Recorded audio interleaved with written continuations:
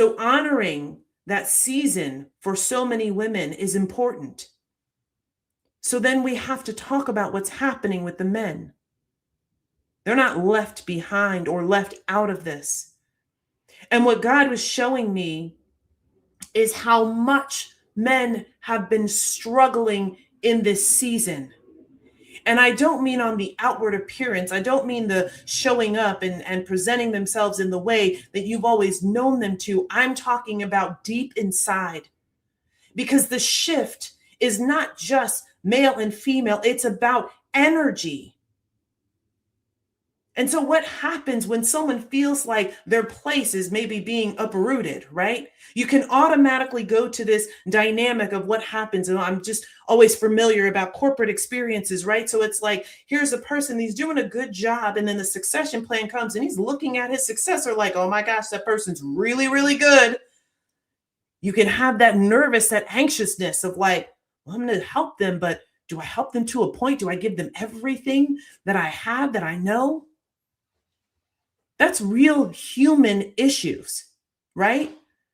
That they struggle with the competition, that they struggle with the dynamic of just creating a pure place for that next person to go. Because many of us didn't grow up in environments where we observed that. I was fortunate to work in a company early on in my life that very clearly had a commitment to promote from within. You couldn't even be having conversations about what was next until you demonstrated that you had been developing someone to step into your role.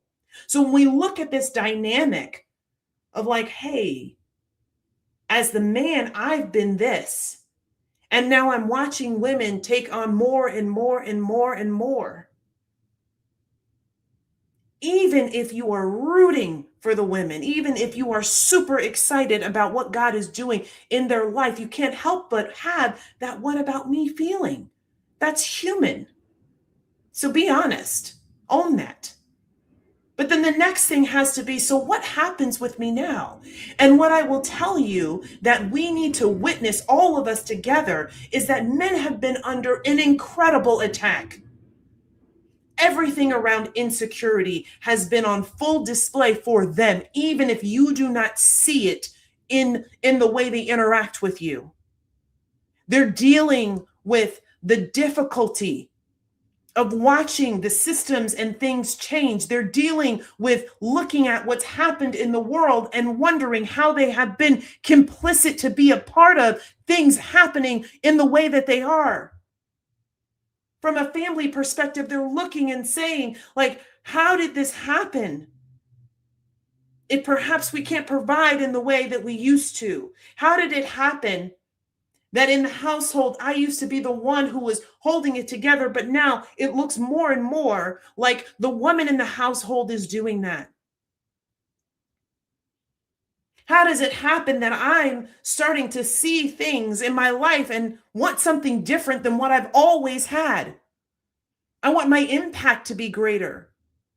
But how do I do that and not upset the way that we have set up our family unit? And in the midst of all of this, spiritually, what God showed me were these men with all of these arrows just sticking out of their back.